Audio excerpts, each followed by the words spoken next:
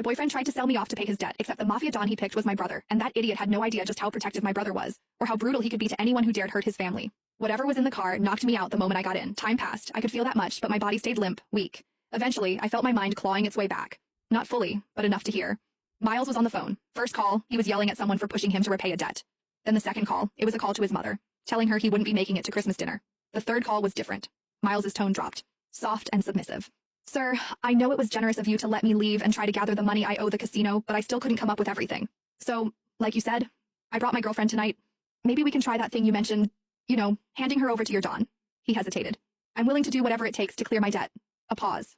Of course, I'll make sure she behaves. I'll tell her it's an honor to be chosen by you. I know how much grace you've shown me by giving me this chance. See you soon. Panic crawled under my skin. I tried to move, to sit up, but I didn't have the strength to lift even an inch. Soon, the car jolted to a stop and Miles leaned over, cupping my cheek. I forced my eyes shut tight.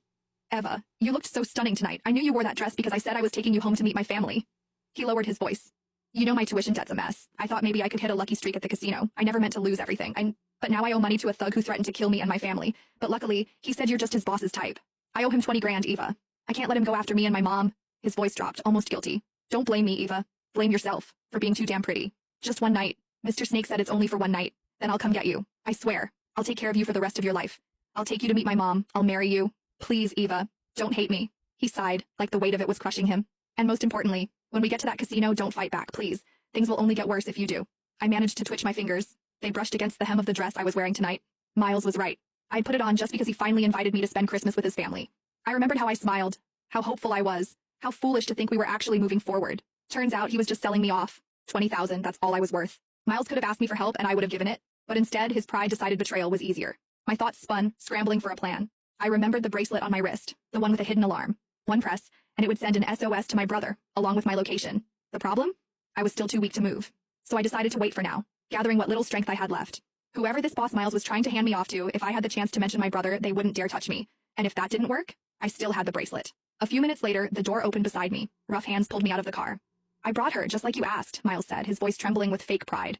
A rough voice answered, laced with amusement. I gotta admit, even in my line of work, I didn't think you'd actually sell your girlfriend, but... A hand grabbed my chin, tilting my face up. You were right, she's very pretty. Not just pretty, Miles added quickly, eager, pathetic. The prettiest. She was even voted best looking in our class, but too proud. Always had her nose in the air. Took me nearly a year to win her over. And you're willing to hand her over to me? The man sneered. I cared about her, Miles said with a sickening laugh, joining Snake's. Just not as much as I care about myself. Besides, look at that body, and her fingers. She's a pianist. Real flexible too. If you catch my drift, she'll make your Don more than happy. The men around us laughed, crude and revolting. If our Don is pleased, your debt's cleared.